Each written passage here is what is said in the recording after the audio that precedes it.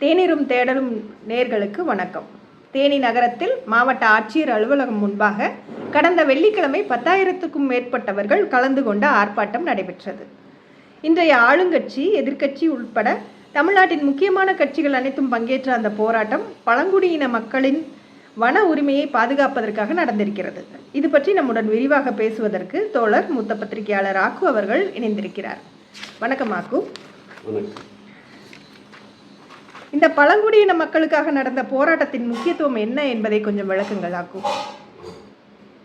நீங்கள் குறிப்பிட்டதைப் போல முதல் முக்கியத்துவம் என்பது தமிழ்நாட்டினுடைய கிட்டத்தட்ட எல்லா அரசியல் கட்சிகளும் கலந்து கொண்ட ஆர்ப்பாட்டமாக அது நடந்திருக்கிறது. அடிப்படையில் கம்யூனிஸ்டுகள், மார்க்சிஸ்ட் கம்யூனிஸ்ட் கட்சி நண்பர்கள் ஏற்பாடு செய்த போராட்டம் அது.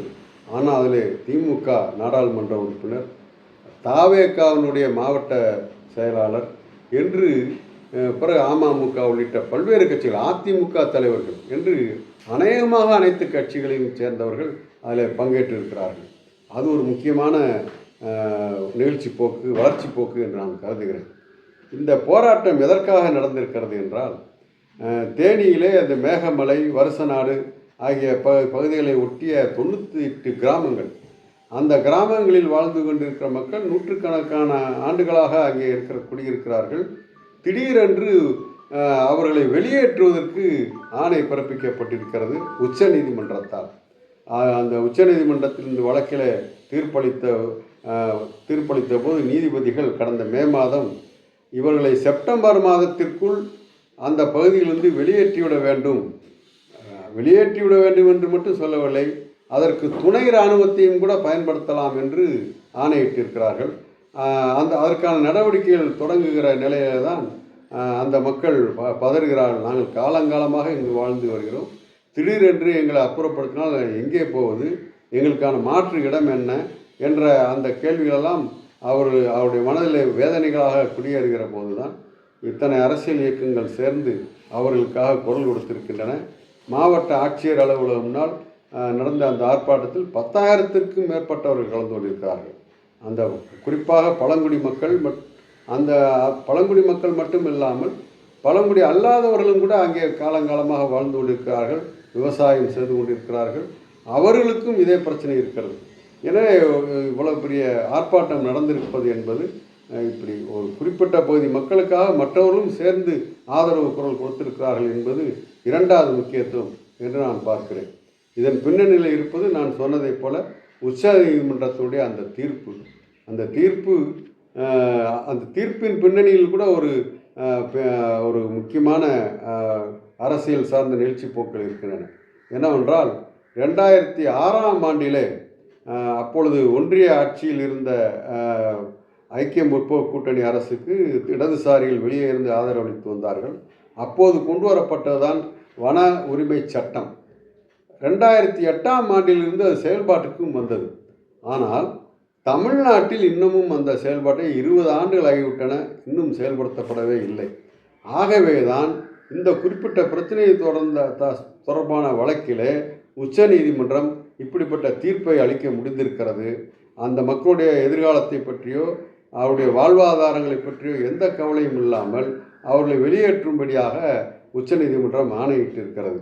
இது சொல்லப்போனால் அந்த போராட்டத்தில் நிறைவுரையாற்றிய மார்க்சிஸ்ட் கம்யூனிஸ்ட் கட்சியுடைய மாநில செயலாளர் சண்முகம் அவர்கள் குறிப்பிட்டது போல, இது உச்ச நீதிமன்றத்தின் தீர்ப்பாகத்தான் வந்திருக்கிறதே தவிர அது ஒரு நீதியாக வரவில்லை, அது ஒரு நீதி அல்ல என்று நாம் புரிந்து கொள்ளலாம். ஆனாலும் அது ஒரு நீதியை நிலைநாட்ட வேண்டும் என்ற உணர்வோடு இத்தனை இயக்கங்களும் அதில் பங்கேற்று அந்த மக்களுக்காக குரல் கொடுத்திருக்கிறார்கள் என்பது ஒரு நம்பிக்கை அளிக்கிற அடுத்த கட்ட வளர்ச்சி போக்காக நான் பார்க்கிறேன்.